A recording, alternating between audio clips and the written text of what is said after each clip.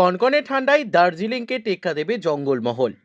ডিসেম্বরের মাঝামাঝি থেকেই জঙ্গলমহলে পাল্লা দিয়ে বাড়ছে শীতের দাপট।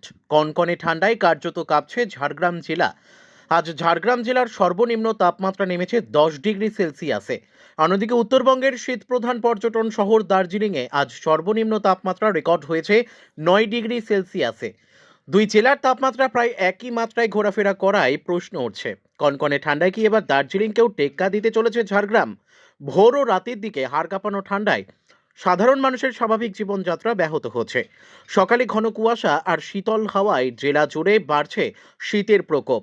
আবহাওয়া বিশেষজ্ঞদের মতে উত্তর পশ্চিমের শুষ্ক ঠান্ডা হওয়ার প্রভাবে আগামী কয়েকদিন তাপমাত্রা আরও কিছুটা কমতে পারে। ফলে জঙ্গলমহলে শীতের দাপট আরও বাড়ার আশঙ্কা রয়েছে। ইতিমধ্যেই গরম পোশাক ছাড়া বাইরে বেরোনো কঠিন হয়ে পড়েছে বলে জানিয়েছে বাসিন্দারা। ঝাড়গ্রাম থেকে অরূপ ঘোষের রিপোর্ট, বিগ নিউজ বাংলা।